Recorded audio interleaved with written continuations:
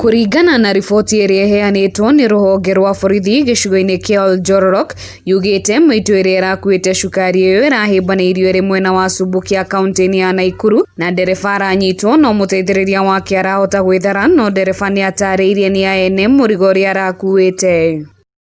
Munene wa borithi mwena uyu Jotham Wanyama augite kwirwo Harun Njuguna uria niwe mwene Coolbees Supermarket hamwe na Ruth Jerry uria niwe mwene duka ya Economy mwena wa Kasuku aria ihinda-ini riri maikitio ngono nio ekwirwo anene hari thuguri ino ya cukari uyu wa kuiywo uria ni wa muigana wa shilingi milioni 3. Jana kitu usiku tulipata information pia na kupatana na officers kutoka Nairobi. Tulipata sukari makundi 23 ambayo ilikuwa imewekwa kwa duka inaitwa Coolbees na Economy Shop. Hizi maduka ziko area ya Kasuku.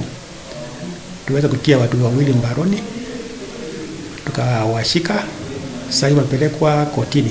Wanyama augite ni marikitie kuhithukia ngunia 30 cia cukari uyu gatakati-ini ka ngunia 1000 cia cukari iria iraiyitwo na mihango ya gwetha cukari ucio ngi no irathie na mbere. Lakini tuko macho. Kama iko yote maybe bura na ficha hiyo tutafanya uchunguzi, tukipata tunashika na kupeleka kotini.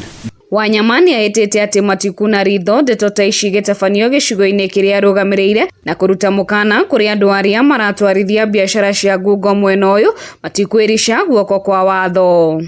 Tushirikiane, tufanye kazi pamoja, watu wasije wafanye biashara ambayo si halali area hii.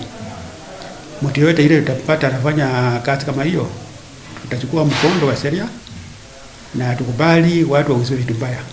Ngiribotera Kameme TV kuma kaunti ya Nyandarua, riakwa ni Muthoni wa Kiere.